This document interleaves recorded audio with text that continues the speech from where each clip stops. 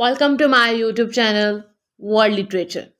आज topic discuss करने वाले हैं वो है tomb of sand by Geetanjali Shree. Geetanjali Shree का ये नॉवल है जिसको आज हम डिस्कस करने वाले हैं। इसमें पार्टीशन का थीम डिस्कस हुआ है। एक ओल्ड लेडी है जिनकी जर्नी को शेयर किया गया है। उनकी पार्टीशन के टाइम पे क्या सिचुएशन थी, उनकी क्या मेमोरीज हैं और इन्होंने अपनी 80 इयर्स की लाइफ में क्या क्या चीज़ें देखी और क्या क्या लर्न किया अपनी लाइफ से, उन सभी को श्री ने इस नावल में डिस्कस किया है। अपना लेक्चर स्टार्ट करते हैं।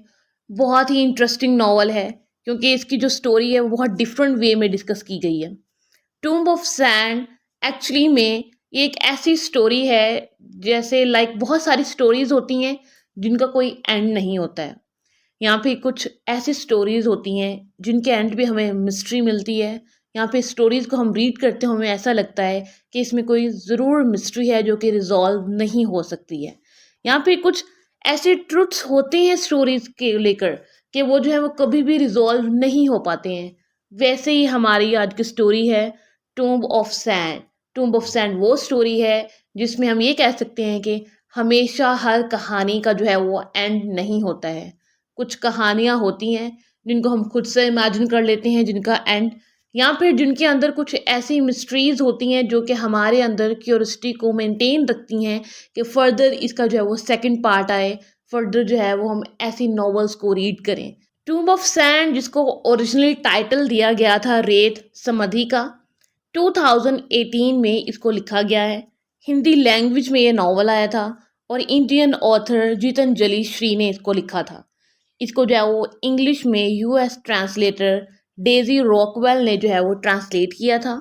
2022 में इसको जो है वो इसकी ट्रांसलेशन के बाद from Indian language to English international Booker prize मिला था।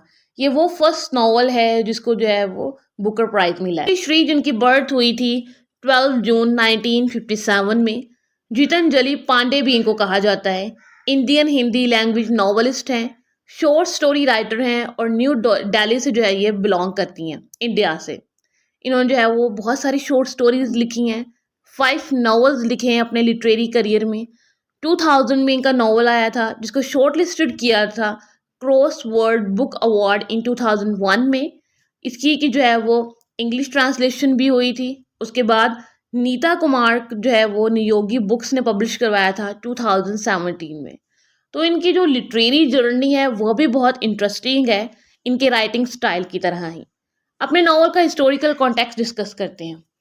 एक्चुअली में हमारा जो प्रोटैगनिस्ट है इस स्टोरी की वो एक वुमन है। वुमन 80 इयर्स की है। अब उनकी इतनी एज हो चुकी है, मीन्स के 80 इयर्स की एज में अब पार्टीशन का टाइम भी उन पे आया था। 1947 में जो पार्टीशन होती है तो ये पाकिस्तान में रहती थी। अब पार्टीशन के टाइम पे जो है वो इनको वहाँ से किडनैप करके इंडिया लाया गया था। अब जब ये इंडिया आ जाती हैं, अपनी लाइफ का एक बहुत ही लेंथी पीरियड जो है वो यहाँ पे स्पेंड करती हैं। देन जो है ये पाकिस्तान जाती हैं और पाकिस्तान जाती हैं तो वहाँ पे इनकी जो मेमोरीज हैं वो रिकॉल होती हैं और इनकी वहाँ पे डेथ भी होती है। डेथ जो है वो इनकी एक मिस्ट्री है। जैसे कुछ इनकम्प्लीट स्टोरीज होती हैं वैसे ही इनकी एक डेथ की मिस्ट्री है। अब डिस्कस करते हैं इसके कैरेक्टर्स। हमारे कैरेक्टर्स में सबसे फर्स्ट जो कैरेक्टर है वो है माँ का कैरेक्टर, जो कि 80 इयर्स ओल्ड लेडी है। यही हमारी प्रोटैगनिस्ट है इस नावल की। इनकी एक बेटी है जो कि एक राइटर है, जर्नलिस्ट है और उसके जो व्यूज़ हैं वो सोसाइटी को लेकर डिफरेंट हैं। मीन्स के कन्वेंशनल टाइप वो एक वुमन नहीं है। नेक्स्ट है बड़े का कैरेक्टर है। बड़े जो है वो हिंदी लैंग्वेज में जिसको जो है वो एल्डर कहा जाता है, तो ये इसका बेटा है। देन इसकी एक बहू है सिद्ध जो है वो इसका सिद्ध का कैरेक्टर है जो कि इस बहू का बेटा है। ओवरसीज सन इसका सेकंड सन है जो कि ऑस्ट्रेलिया में काम करता है। एंड हमारा 7 जो कैरेक्टर है वो है रोजी का कैरेक्टर जो कि एक हिजरा है जिसको जो है वो मेल एंड फीमेल का कॉम्बिनेशन कहा जाता है। यहाँ पे ट्रांसजेंडर हमारी सोसाइटी में इनको टाइटल दिया जाता है। तो स्टार्ट करते हैं। माँ जो है इसके 2 चिल्ड्रन है, हमें स्टोरी के स्टार्ट में पता चलता है, जिसमें ओल्डर जो सन है उसको बड़े कहा जाता है और अब उसकी लाइफ का ट्रांजिशन टाइम है। मीन्स के अब उसको जो है वो रिटायरमेंट मिलने वाली है और वो अब जिस करंट हाउस में रह रहे हैं उससे जो है वो मूव ऑन करके एक अपार्टमेंट में जाने वाले हैं। अब ये हो गया इसके एक सन का इंट्रोडक्शन। देन जो है बड़े जो है उसकी एक वाइफ है जो कि बहू है इस माँ की, एंड उसके बहू के टू सन्स हैं, सिद्धार्थ जिसको सिड कहा जाता है, और दूसरा जो है वो एक सीरियस सन है, मीन्स क्या वो ओवरसीज जॉब करता है और वहाँ पे सीईओ है ऑस्ट्रेलिया में। ओवरसीज सन इसको इसी वजह से कहा जाता है क्योंकि ये नॉवल में बहुत कम हमें दिखाई देता है और ये बाहर जो है वो जॉब करता है। बेटी भी है जो कि 10 ईयर्स यंगर है बड़े से, उनके इसके एल्डर सन से। अब ये जो है as a child she was made of no, means के इसकी जो डॉटर है वो हर चीज़ को नो करती है। मीन्स के मैरिज हो गई, कन्वेंशनल वुमेन हो गई, as a mother, as a daughter, as a sister, यहाँ पे एज अ फेमिनिस्ट जितने भी रोल्स हैं उस सभी को उसने नो कहा है।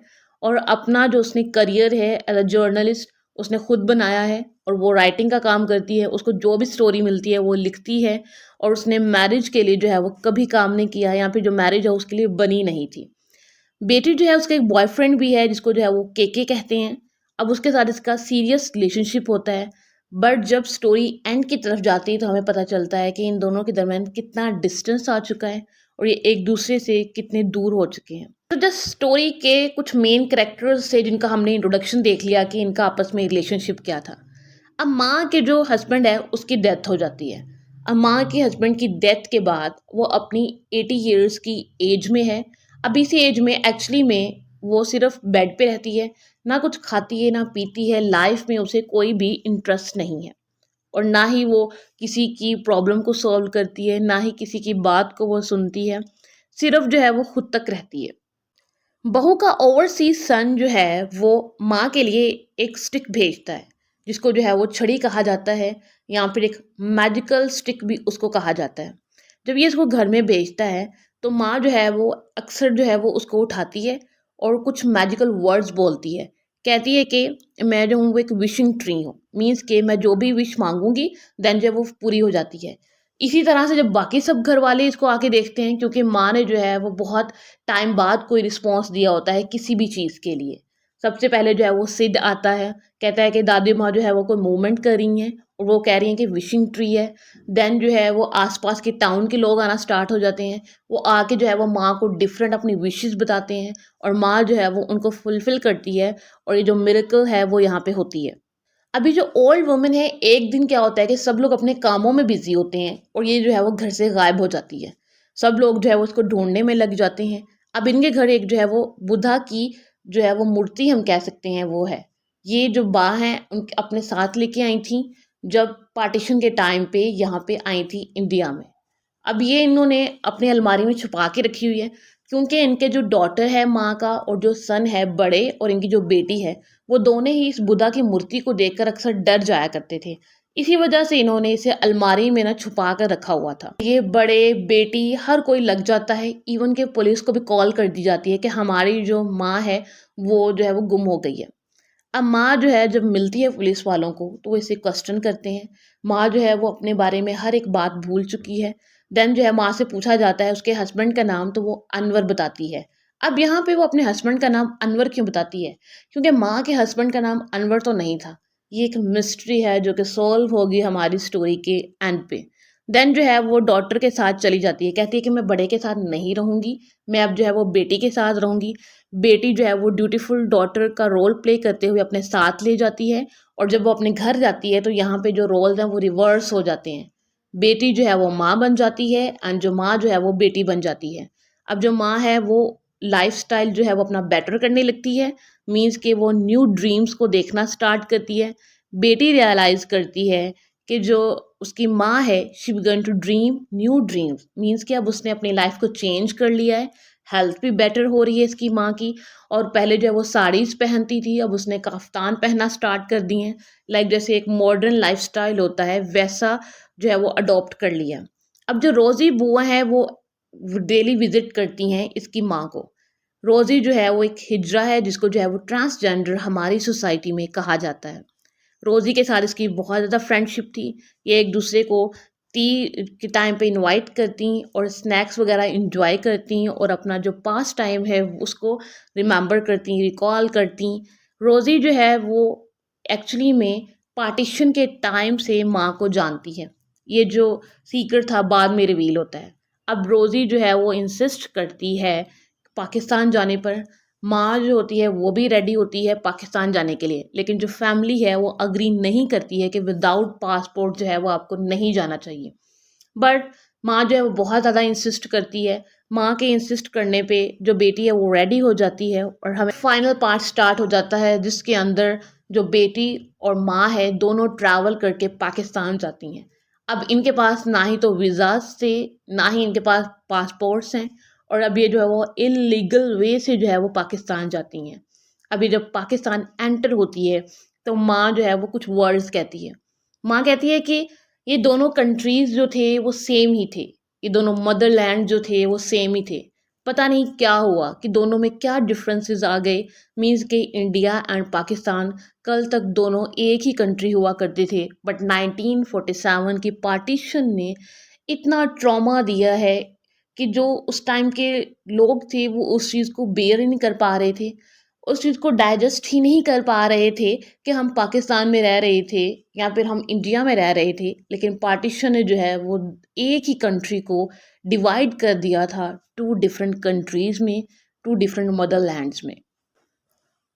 माँ बेटी जो है वो ट्रैवल करके पाकिस्तान पहुंच जाती हैं। डिफ़िकल्टीज़ इनको होती हैं।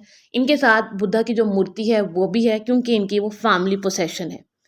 अब माँ जो है वो यहाँ पे आ जाती है और अपने पास्ट को जो है वो रिकॉल करती है, और 1947 की पार्टीशन के टाइम पे जो कुछ हुआ था उसको भी वो रिमेंबर करती हैं। देन स्टोरी में क्लाइमैक्स का टाइम आ जाता है। अब जब ये यहाँ पे आती हैं तो माँ जो है वो अपने होम टाउन जाती है। अब वहाँ पे जाती है तो लॉक लगा होता है। देन पीछे से कोई ओल्ड मैन आते हैं और वो कहते हैं कि डॉक्टर के घर पर कौन आया है। तो माँ कहती है कि डॉक्टर के घर पर उसकी डॉटर आई है। वहाँ पे फादर एंड डॉटर जो है वो एक दूसरे से मिलते हैं और बहुत ज़्यादा क्राई करते हैं। देन जो है ये अपने पास्ट को भी रिमेंबर करते हैं। देन जो है वो माँ जो है यहाँ पे अनवर को मेंशन करती है कि अनवर और माँ जो है वो दोनों बचपन में मिलकर खेला करते थे, और देन जो है वो इनकी मैरिज भी हुई थी। बट पार्टीशन के टाइम पर ऐसा क्या हुआ कि दोनों जो है वो एक दूसरे से सेपरेट हो गए थे। अब वहाँ से इनको जो है वो अरेस्ट कर लिया जाता है, इस माँ बेटी को, क्योंकि इनको जो है वो इंडिया से इलीगल वे में यहाँ पर आने के लिए पनिश किया जाना था। और वैसे भी जब इंडिया को पता चलना था कि हमारे कुछ लोग जो हैं वो पाकिस्तान चले गए हैं, तो क्योंकि एक दूसरे के लिए इतनी राइवलरी है कि एक दूसरे को ये जो है वो देख ही नहीं सकते कि इनके अंदर कहीं ना कहीं यूनिटी आ जाए, या फिर एक दूसरे के लिए डाउट्स इतने हैं कि एक दूसरे के लोगों को लेकर बहुत केयरफुल हो जाते हैं। तो इसीलिए जो है ना वो सीक्रेटली इन दोनों को जो है फाइंड आउट किया जाता है। देन जो है वो अरेस्ट करके खैबर जेल में इनको ले जाया जाता है। वहाँ पे जाके इनसे क्वेश्चंस किए जाते हैं। ये माँ जो है वो किसी भी क्वेश्चन का सिंपल आंसर नहीं करती है।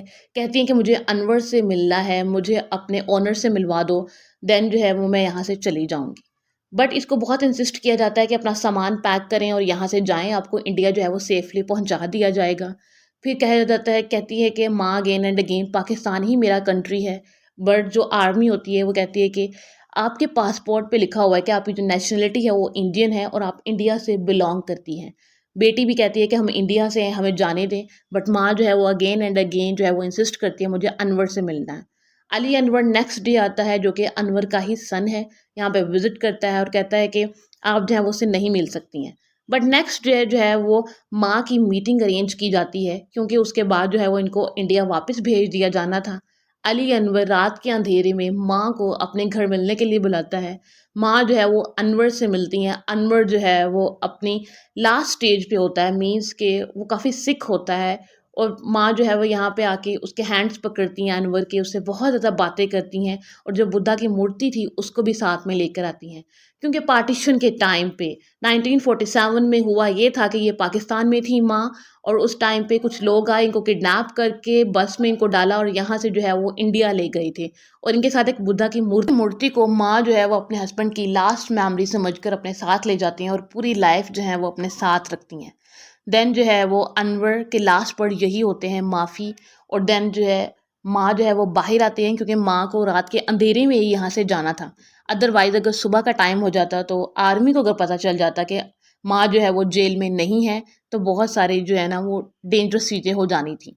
क्योंकि टेररिस्ट का वो एरिया था और वहाँ पे इस टाइप की चीज़ें फायरिंग, गन, ये सब कुछ बहुत ज़्यादा कॉमन था। बेटी जब सुबह उठती है तो उसको पता चलता है कि माँ यहाँ नहीं है। इन्वेस्टिगेशन होती है, वो कहती है कि रात में यहीं सोई थी लेकिन माँ जो है वो अब यहाँ पे नहीं है। देन अनवर के रूम से बाहर आती हैं क्योंकि अली अनवर रिक्वेस्ट करता है कि आपको यहाँ से अब जाना होगा, आप यहाँ से जल्दी जाएं। बाहर आती हैं तो दूसरी तरफ से जो है वो फायरिंग की आवाज़ आती है और माँ को जो है वो गोली लगने से माँ की डेथ हो जाती है और वो उसी ज़मीन पर जो है वो गिर जाती हैं। यहाँ पे जो हमारी स्टोरी है वो ख़त्म हो जाती है। आई होप कि ये जो स्टोरी है वो आपको बहुत अच्छी लगी होगी क्योंकि स्टोरी बहुत इंटरेस्टिंग थी, प्लॉट बहुत डिफरेंट था क्योंकि इसके अंदर टिपिकल कन्वेंशनल जो एक वुमेन के रोल्स होते हैं उनको नहीं दिखाया गया है। बहुत डिफरेंट टाइप की स्टोरी थी। वीडियो को लाइक और शेयर और चैनल को ज़रूर सब्सक्राइब कीजिएगा। Thanks for watching my channel.